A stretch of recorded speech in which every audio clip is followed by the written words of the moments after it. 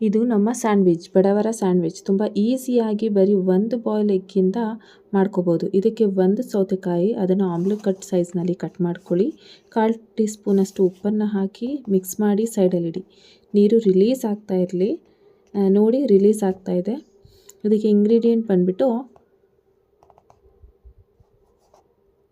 ಒಂದು boil egg, 6 ರಿಂದ 7 ಗೋಡಂಬಿ, 8 ಕರಿಮೆಣಸು, 5 ಟೇಬಲ್ ಸ್ಪೂನ್ ಆಯಿಲ್ ಮತ್ತು 1/4 ಟೀ ಸ್ಪೂನಷ್ಟು ರುಚಿಗೆ ತಕ್ಕಷ್ಟು ಉಪ್ಪು ನೀವು ಆ್ಯಡ್ ಮಾಡ್ಕೋಬೋದು, ಎಷ್ಟು ಬೇಕಷ್ಟು. ಅದಾದಮೇಲೆ ತುಪ್ಪದಲ್ಲಿ ಲೈಟಾಗಿ ರೋಸ್ಟ್ ಮಾಡಿರುವಂತಹ 4 ಬೆಳ್ಳುಳ್ಳಿ, ಸ್ವಲ್ಪ ಸ್ವಲ್ಪ ನೀರನ್ನು ಹಾಕಿ ಈ ರೀತಿಯಾಗಿ ಪೇಸ್ಟ್ ಮಾಡ್ಕೊಳ್ಳಿ. 5 to 10 ಮಿನಿಟ್ಸ್ ಗ್ರೈಂಡ್ ಮಾಡಿ.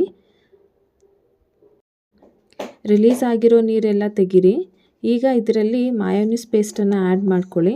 1/2 ಟೀ ಸ್ಪೂನಷ್ಟು ಲೆಮನ್ ಜ್ಯೂಸನ್ನು ಸಹ ಆ್ಯಡ್ ಮಾಡ್ಕೋಬೋದು.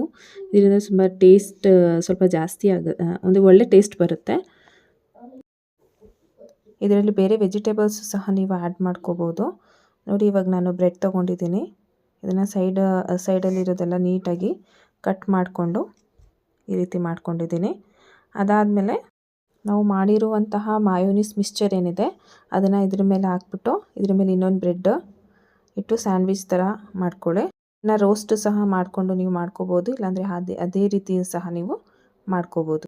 ಇದರಲ್ಲಿ ನೀವು ಕ್ಯಾರೆಟನ್ನು ಯೂಸ್ ಮಾಡ್ಕೋಬೋದು, ಬೀಟ್ರೂಟನ್ನು ಯೂಸ್ ಮಾಡ್ಕೋಬೋದು, ಆ್ಯಪಲ್ ಆಗಿರ್ಬೋದು, ದಾಳಿಂಬೆ ಆಗಿರ್ಬೋದು, ಈ ಥರ ಎಲ್ಲ ಯೂಸ್ ಮಾಡಿಕೊಂಡು ಮಕ್ಕಳಿಗೆ ಮಾಡಿಕೊಡ್ಬೋದು. ತುಂಬ ಟೇಸ್ಟಿಯಾಗಿರುತ್ತೆ, ಮಕ್ಕಳು ಇಷ್ಟಪಟ್ಟು ತಿಂತಾರೆ. ಮತ್ತು ಅಲ್ಲಿ ಸೈಡಿರಲ್ಲಿ ಕಟ್ ಮಾಡಿ ಇಟ್ಕೊಂಡಿದ್ದೆನಲ್ಲ ಅದಂತೂ ನಾವು ವೇಸ್ಟ್ ಮಾಡೋಕ್ಕಾಗಲ್ಲ. ಸೊ ಹಾಗಾಗಿ ನಾನು ಲಾಸ್ಟಲ್ಲಿ ಮಿಕ್ಕಿರೋದನ್ನು ಅದನ್ನು ಆ್ಯಡ್ ಮಾಡಿಬಿಟ್ಟು ಅದನ್ನು ಸಹ ಮಕ್ಕಳಿಗೆ ತಿನ್ನೋಕ್ಕೆ ಕೊಡ್ತೀನಿ.